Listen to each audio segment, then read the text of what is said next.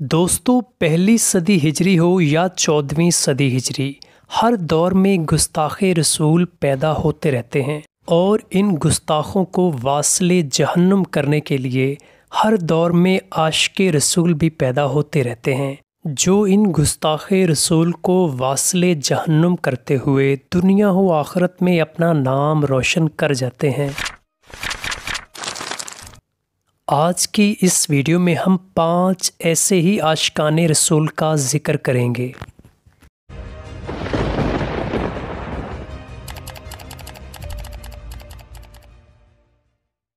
Number 5، غازی عامر عبد الرحمن چیمہ شہید۔ ستمبر 2005 کو ڈنمارک کے اخبار جیلینس پوسٹن نے نبی کریم صلی اللہ علیہ وآلہ وسلم کے بارے میں 12 نہایت توہین آمیز اور نازیبا کارٹون شائع کیے۔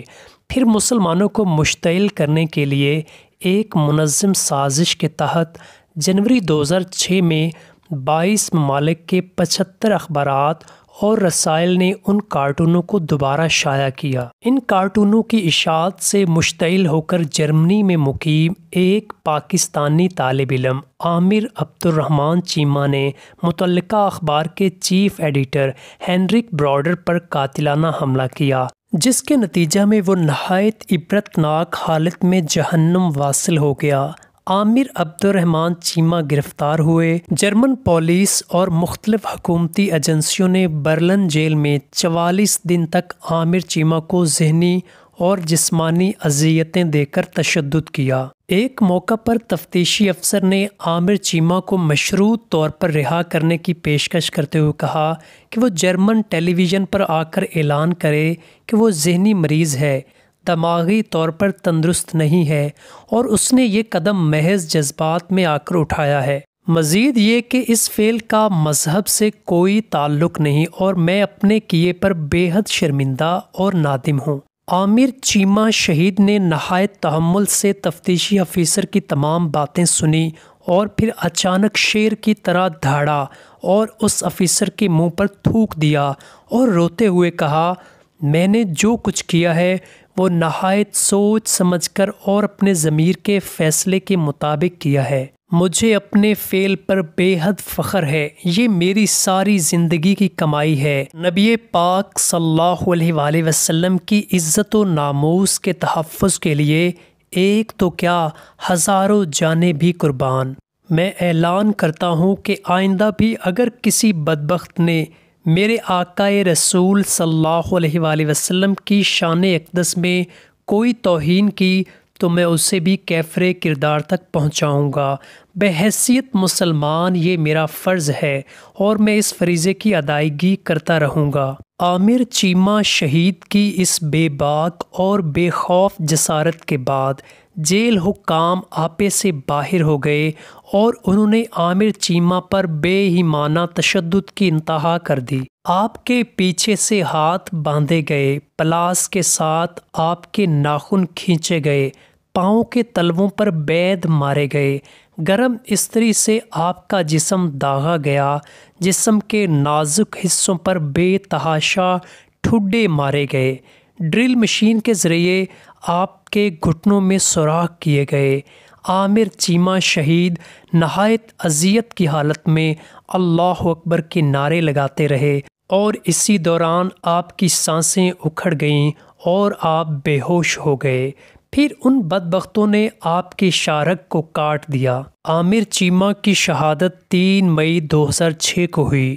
شہید کا جسد خاکی 10 دن کی تاخیر کے بعد 13 مئی 2006 کو صبح 9 بجے PIA کی پرواز کے ذریعے لاہور لایا گیا اور اس کے بعد شہید کے آبائی گاؤں وزیر آباد میں تدفین ہوئی۔ ایک اندازے کے مطابق جنازے میں 5 لاکھ سے زائد لوگ موجود تھے۔ نمبر 4، ممتاز قادری۔ ملک ممتاز حسین قادری اوان، آپ کی ولادت 1985 میں ہوئی۔ آپ پاکستان کی پنجاب پولیس کے کمانڈو یونٹ ایلیٹ فورس کے ایک سپاہی تھے۔ ملک ممتاز حسین قادری گورنر پنجاب سلمان تاثیر کے سرکاری محافظوں میں شامل تھے۔ ملک ممتاز حسین قادری نے گورنر پنجاب سلمان تاثیر کی جانب سے قانون توہین رسالت پر تنقید کرنے پر اس کو فائرنگ کر کے ہلاک کر دیا تھا۔ ممتاز قادری کو راولپنڈی کی انسداد دہشت گردی کی عدالت نے جرم ثابت ہونے پر 2011 میں 2 مرتبہ موت کی سزا سنائی تھی۔ سزا کے خلاف اپیل پر اسلام آباد ہائی کورٹ نے فروری 2005 میں اس مقدمے سے دہشت گردی کی دفعات تو خارج کر دی تھیں، تاہم سزائے موت برقرار رکھنے کا حکم دیا تھا، اور اسی فیصلے کو دسمبر 2005 میں سپریم کورٹ نے برقرار رکھا تھا۔ ممتاز حسین قادری کو 29 فروری 2016 کو سزائے موت دے دی گئی۔ نمبر 3، غازی علم الدین شہید۔ ناظرین گرامی، جب بھی کسی مشرک نے سرور کونین حضرت محمد صلی اللہ علیہ وآلہ وسلم کی شان میں گستاخی کی، وہ اپنے دردناک انجام کو پہنچا۔ ہندو ناشر محاشا راجپال نے آپ صلی اللہ علیہ وآلہ وسلم کے بارے میں گستاخانہ کتاب چھاپی۔ یہ منظر عام پر آئی تو مسلمانوں کے دل لرز گئے۔ اس کے خلاف اس صدی میں بڑے بڑے جلسے ہوئے اور اس کو واصل جہنم کرنے کا شرف علم الدین کو حاصل ہوا۔ غازی علم الدین شہید پیشے کے لحاظ سے لکڑی کا کام کرتے تھے۔ آپ نے اپنے بھائی سے بھی سیکھا، مگر مستری نظام الدین نے آپ کو اعلیٰ پائے کا کاریگر بنا دیا۔ اس طرح آپ لاہور اور ملتان میں بھی کام کے لیے گئے اور پھر 1 جنوری 1928 کو والد محترم کے ہمراہ کوہاٹ گئے، وہاں ٹھیکہ لے رکھا تھا۔ غازی علم الدین شہید کے بھائی محمد دین کے گھر بچی پیدا ہوئی، اسے دیکھنے کے لیے آپ لاہور آئے۔ انہی دنوں لاہور کے ہر گلی کوچے میں ہندو ناشر راجپال کا نام واجب القتل کے لیے گونج رہا تھا۔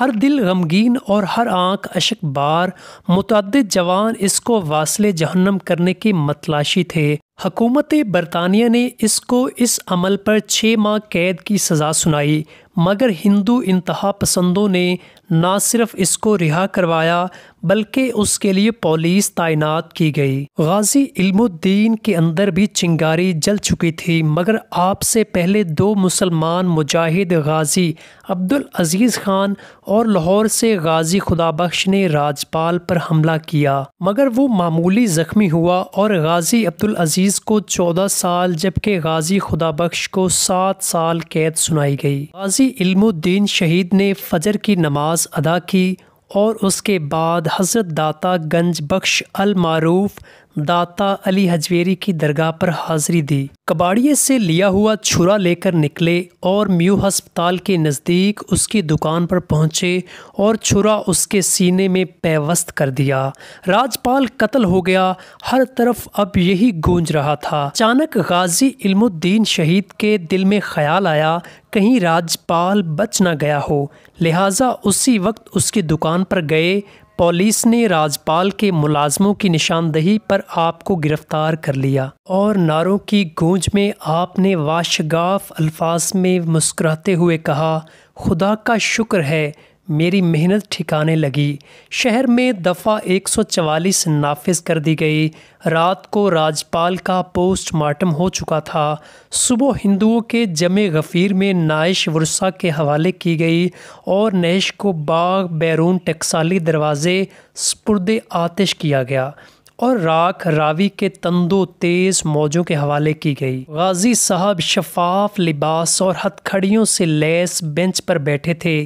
آپ نے قتل قبول کیا۔ آپ کو پھانسی کی سزا سنائی گئی، مگر انتہا پسند ہندو تنظیموں نے انگریز حکومت کو بھی فیصلہ نہ بدلنے دیا اور آپ کو پھانسی کی سزا سنا دی گئی۔ 30 اور 31 اکتوبر کی درمیانی شب گویا آخری رات تھی، مگر یہ تو آپ کو ہی معلوم تھا کہ وہ یہاں فانی سے لا فانی دنیا میں پہنچ جائیں گے۔ 31 اکتوبر 1929 کی صبح صادق پروانہ شمع رسالت خالق حقیقی سے جا ملا۔ نمبر 2، سلطان صلاح الدین ایوبی۔ ناظرین گرامی، سلطان صلاح الدین ایوبی کے نام سے کون واقف نہیں؟ آپ کا پورا نام الناصر صلاح الدین بن یوسف بن ایوب ہے اور آپ کو عام طور پر صلاح الدین ایوبی کے نام سے جانا جاتا ہے۔ سلطان صلاح الدین ایوبی سلطنت کے بانی تھے۔ وہ نہ صرف تاریخ اسلام بلکہ تاریخ عالم کے مشہور ترین فاتحین اور حکمرانوں میں سے ایک ہیں۔ وہ 1138 میں موجودہ عراق کے شہر تکریت میں پیدا ہوئے۔ ان کے زیر قیادت ایوبی سلطنت نے مصر، شام، یمن، عراق، حجاز اور دیار باکر پر حکومت کی۔ صلاح الدین ایوبی کو بہادری، فیاضی، حسن خلق، سخاوت اور بردباری کے باعث نہ صرف مسلمانوں بلکہ مسیحی بھی عزت کی نگاہ سے دیکھتے تھے۔ صلاح الدین ایوبی اپنے کارناموں میں نور الدین زنگی پر بھی بازی لے گئے۔ ان میں جہاد کا جذبہ کوٹ کوٹ کر بھرا ہوا تھا اور بیت المقدس کی فتح ان کی سب سے بڑی خواہش تھی۔ سلطان صلاح الدین ایوبی کو فتح بیت المقدس کہا جاتا ہے، جنہوں نے 1187 میں یورپ کی متحدہ افواج کو عبرت ناک شکست دے کر بیت المقدس ان سے آزاد کروا لیا تھا۔ سلطان صلاح الدین ایوبی 1193 میں دمشق میں انتقال کر گئے۔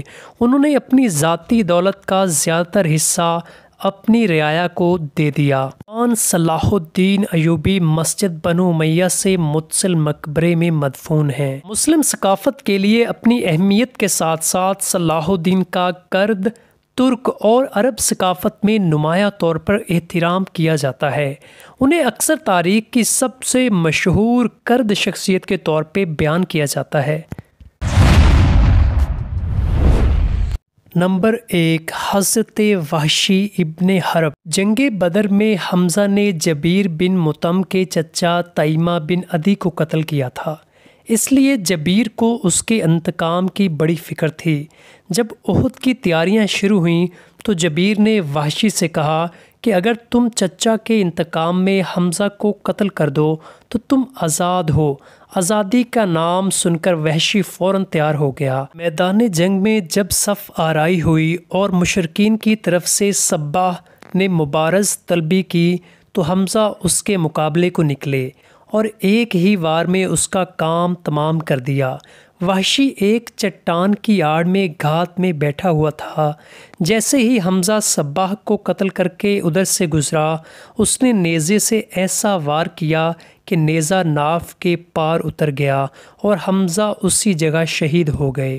حضرت حمزہ نبی پاک صلی اللہ علیہ وآلہ وسلم کے چچا تھے اور آپ کو ان کی شہادت کا بڑا غم تھا، اس لیے وحشی اشتیاری مجرم ہو گیا اور جب مکہ فتح ہو گیا تو اس نے طائف میں پناہ لی۔ جب طائف کا وفد نبی پاک صلی اللہ علیہ وآلہ وسلم کی خدمت میں جانے لگا تو لوگوں نے وحشی سے کہا تم بھی وفد کے ساتھ چلے جاؤ، کیونکہ نبی پاک صلی اللہ علیہ وآلہ وسلم سفراء کے ساتھ برا برتاؤ نہیں کرتے۔ لوگوں کے کہنے سے وحشی ساتھ ہو گیا اور مدینہ پہنچ کر دفعتاً کلمہ پڑھتے ہوئے نبی پاک صلی اللہ علیہ وآلہ وسلم کے سامنے آ گیا۔ حضرت حمزہ نبی پاک صلی اللہ علیہ وآلہ وسلم کے بڑے محبوب چچا تھے۔ آپ پر ان کی شہادت کا نہایت شدید اثر تھا، لیکن وحشی اولاً سفیر کی حیثیت سے اور پھر مسلمان ہو کر آئے تھے، اس لیے ان کے ساتھ کوئی برا سلوک نہیں ہو سکتا تھا۔ تاہم آپ نے ان کے چہرے پر نظر ڈالنا گوارا نہ کیا۔ نبی پاک صلی اللہ علیہ وآلہ وسلم نے وحشی سے پوچھا تم ہی نے حمزہ کو شہید کیا تھا؟ انہوں نے محجوب ہو کر عرض کیا آپ نے جو سنا ہے صحیح ہے۔ آپ نے فرمایا اگر ہو سکے تو تم اپنا چہرہ مجھے نہ دکھلاؤ۔ وحشی تعمیل ارشاد میں فوراً ہٹ گئے۔ حمزہ کی شہادت کا جرم وحشی کے دل پر ایسا زخم تھا جو انہیں چین نہیں لینے دیتا تھا، اور وہ قبول اسلام کے بعد سے برابر اس کی تلافی کی کوشش میں لگے ہوئے تھے۔ خوش قسمتی سے بہت جلد ان کو اس کا موقع مل گیا۔ جب نبی پاک صلی اللہ علیہ وآلہ وسلم کا وصال ہو گیا تو مدعی نبوت مسلمہ کذاب کا فتنہ اٹھا، تو وحشی نے کہا اب وقت ہے کہ میں مسلمہ کو قتل کر کے حمزہ کے خون کا کفارہ ادا کر دوں۔ چنانچہ وہی نیزہ جس سے حمزہ کو شہید کیا تھا لے کر مسلمہ کے مقابلے میں جانے والی مہم کے ساتھ ہو گئے اور میدان جنگ میں پہنچ کر مسلمہ کی طاق میں لگے رہے۔ وہ ایک دیوار کے سوراخ کے پار نظر آیا۔ انہوں نے نیزہ تان کر اس کے سینے پر ایسا وار کیا کہ نیزہ سینے کے پار ہو گیا۔ جو کچھ کمی رہ گئی اس کو ایک انصاری نے بڑھ کر پورا کر دیا۔